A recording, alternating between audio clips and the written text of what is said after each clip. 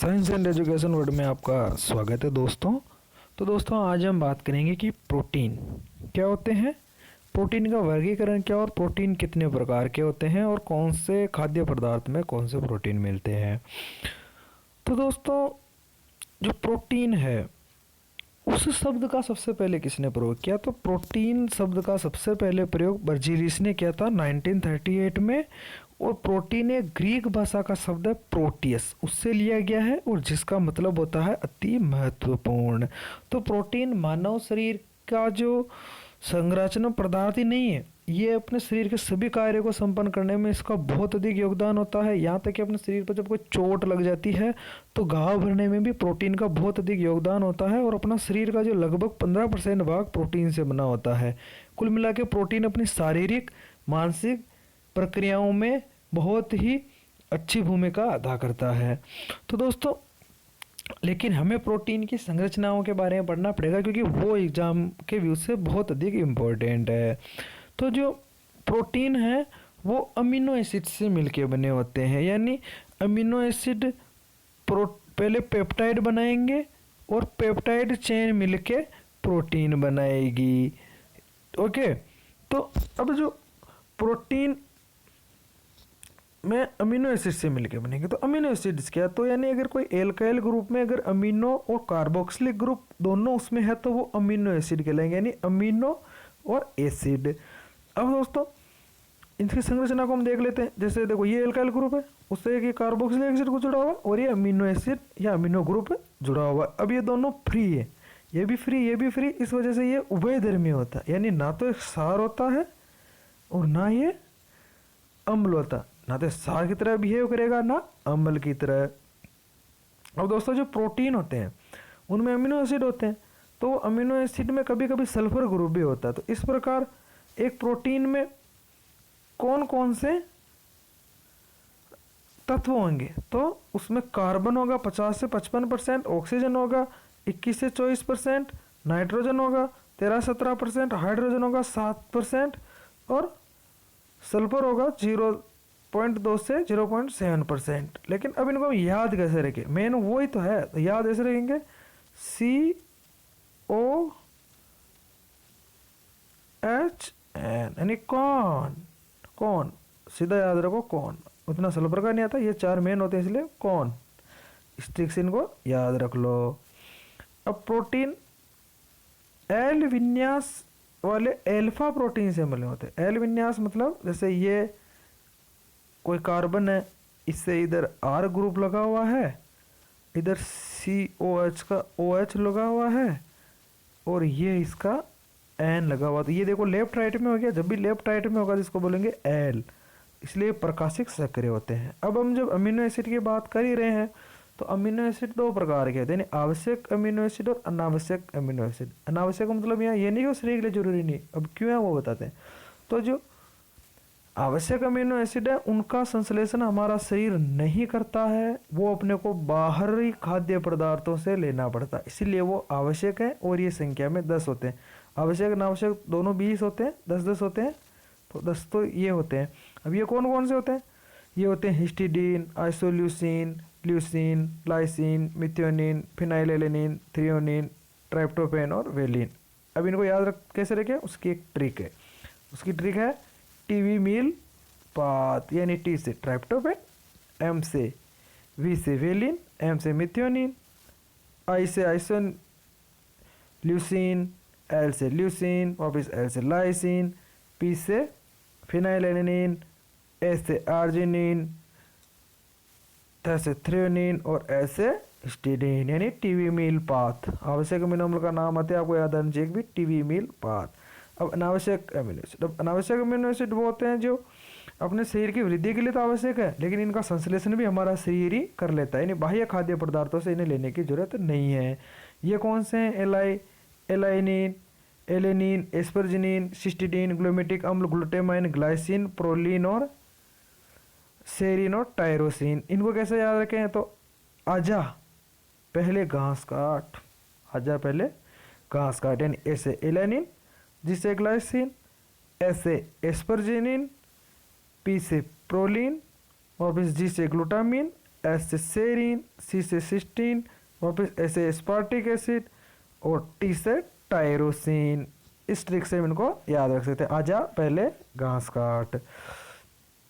दोस्तों ये तो होगी आवश्यक और अनावश्यक अमीनो एसिड की बात। अब इनके सिंबल होते हैं जो यहाँ पे आपको दिख रहे हैं, आप देख लेना। अब सिंबल के आधार, सिंबल क्यों जरूरी है इनके, क्योंकि जब भी प्रोटीन की चेन को दर्शाते हैं तो सिंबल के जैसे ऐसे प्रोटीन की चेन को दिखाएंगे ना अमीनो एसिड की, तो उसमें ऐसे जैसे कि ये टायरोसिन तो TYR HIS ऐसे उसमें लिखे होते हैं। अब हम प्रोटीन के वर्गीकरण पर चलते हैं जो बहुत इंपॉर्टेंट। देखो प्रोटीन का वर्गीकरण दो प्रकार से किया गया है, तो इनकी आणविक संरचना के आधार पर, एक इनके जल अपघटन के आधार पर। तो आणविक संरचना के आधार पर दो प्रकार के होते हैं, एक तो रेशेदार प्रोटीन और दूसरे होते हैं गोलाकार प्रोटीन। रेशेदार प्रोटीन की जो अमीनो एसिड की चेन होती है बिल्कुल ऐसे रस्सी की तरह सीधी होती है, और अमीनो एसिड में ऐसे रस्सी की तरह सीधी नहीं होके ऐसे मतलब चार ऐसे इधर अमीनो एसिड यूँ लगे होते हैं गोल गोल गोल में। और भी तो वो कौन कौन से होते हैं भाई, तो वो होते हैं एक तो मायोसिन जो मांसपेशियों में मिलता है, केराटिन बाल और नाखून में मिलता है, फाइब्रिन रेशों में जितना जो प्रोटीन होता है उसको फाइब्रिन बोलते हैं। अब गोलाकार प्रोटीन कौन से होते हैं, इनकी आकृति गोलाकार होती है।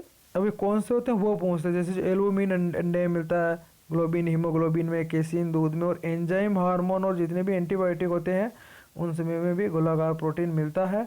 ये जल, अम्ल और सार तीनों में घुल जाता है, लेकिन जो रेशेदार प्रोटीन है वो केवल परबल सार और परबल अम्ल में ही घुलता है। अब जल अपघटन के आधार पर ये दो प्रकार के होते हैं, सरल प्रोटीन, तीन प्रकार के होते हैं, सरल प्रोटीन, संयुग्मित प्रोटीन और व्युत्पन्न प्रोटीन। अब देखो सरल प्रोटीन कौन से होते हैं कि जब उनका जल अपघटन होगा तो केवल अल्फा अमीनो अम्ल मिलने ही मिलेंगे और दूसरे उनमें कुछ नहीं मिलेगा, जैसे एल्बुमिन है, केराटिन है और ग्लूटीन है, ग्लोबुलिन है। अब संयुग्मित प्रोटीन में क्या होगा कि जो प्रोटीन है उसके साथ साथ एक प्रोटेस्टिक समूह होगा, यानी जो प्रोटीन का जल अपघटन होगा तो एक तो अल्फा अमीनो अम्ल हो जाएगा और एक अप्रोटीनीय भाग जो प्रोटेस्टिक समूह होगा, यानी अम्ल यानी वो प्रोटीन नहीं है।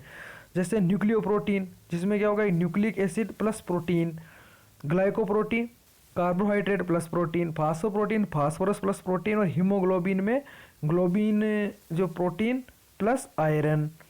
तो जैसे इनको जल में घोलेंगे तो ग्लोबिन अलग हो जाएगा और आयरन अलग हो जाएगा, ग्लाइकोप्रोटीन बोलेंगे तो कार्बोहाइड्रेट अलग हो जाएगा, प्रोटीन अलग हो जाएगा, यानी उनमें कोई ना कोई प्रोटेस्टिक समूह है उपस्थित होगा, उसको संयुग्मित प्रोटीन कहेंगे। और व्युत्पन्न प्रोटीन में क्या होगा कि भाई किसी भी प्रोटीन को, प्राकृतिक प्रोटीन को जब हम आंशिक जल अपघटन होगा तो वो हमें पेप्टाइड में या पॉलीपेप्टाइड में टूटकर अलग अलग हो जाएगा, वो व्युत्पन्न प्रोटीन होता है। ये दो को आप याद रखें, ये तो ऐसे ही है।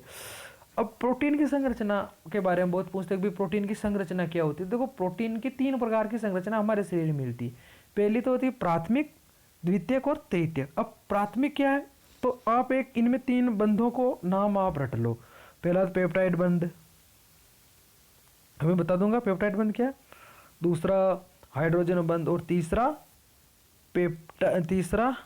डाइसल्फाइड बंध, यानी सल्फर और सल्फर ऐसे करके वो जुड़। अब देखो पेप्टाइड बंध क्या होते हैं, तो पहले अपन प्राथमिक देखो पेप्टाइड बंध होते हैं, यहाँ जाओ देखो ये जैसे अमीनो अम्ल है भाई, ये भी अमीनो अम्ल है, तो यहाँ पे क्या होगा जो अमीनो अम्ल का, एक अमीनो अम्ल का जो कार्बोक्सिलिक ग्रुप का OH ग्रुप होगा और एक अमीनो अम्ल का जो N से जुड़ा हुआ जो हाइड्रोजन होगा, वो दोनों मिलकर एक बॉन्ड बनाएंगे जिससे यहाँ पे एक H2 अणु बाहर निकल जाएगा और एक पेप्टाइड बंध का यहाँ निर्माण हो जाएगा इससे।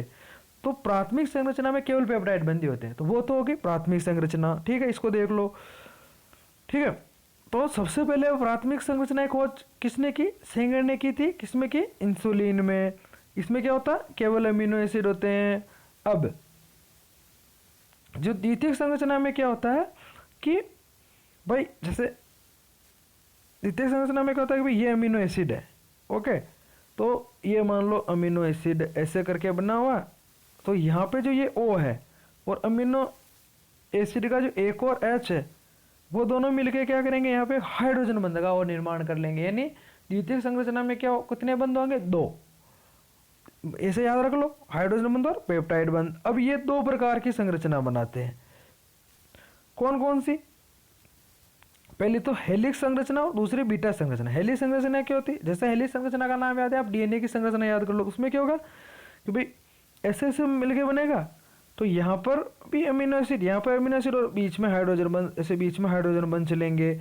और हेलिक्स, ओके, ये तो हो गई हेलिक्स संरचना। बीटा संरचना में क्या होगा कि भाई ये अमीनो एसिड की चेन चल रही है, वापस इसके नीचे भी अमीनो एसिड की चेन चलेगी आराम से, और बीच बीच में ऐसे हाइड्रोजन बंद होंगे, इसलिए ये इतनी मुलायम बनती है कि इनको एक दूसरे पर अपन खिसका सकते हैं, एक दूसरे पे फिसलती रहती है।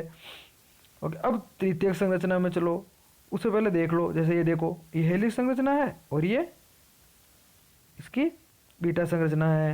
अब तृतीय संरचना में क्या होगा कि इन दोनों को तो एक बार के लिए आप भूल जाओ, ये याद रखो बस, एक तो H बंद होगा, डाइसल्फाइड बंद होगा, और पेप्टाइड बंद तो इनमें है ही। जैसे भी अब कैसा होगा वो संरचना है, देख लो, मैं बता देता हूँ आपको कि जैसे भाई ये कोई अमीनो, ठीक है, ये मान लो ये गोल गोल है वो कोई अमीनो एसिड, ये पेप्टाइड बंद बन रहा है। अब बीच बीच में क्या होगा,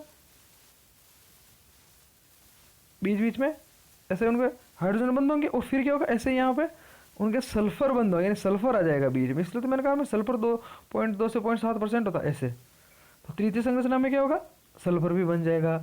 अब एक क्वेश्चन बहुत आता है कि प्रोटीन का अगर अपन गर्म करेंगे, विकिरण करेंगे तो क्या होगा, तो उसमें क्या उसका स्कंदन हो जाएगा, और जो प्राथमिक संरचना है, जो प्राइमरी है, वो सेकेंडरी और टर्सरी में बदल जाएगी। ये हमेशा याद रखें कि प्रोटीन का विकृतीकरण करने पर क्या होगा कि वो द्वितीयक तृतीयक संरचना में परिवर्तित हो जाएगा, और उसकी जैविक सक्रियता नष्ट हो जाएगी, यानी वो क्या कार्य कर रहा है वो कार्य वो नहीं करेगा।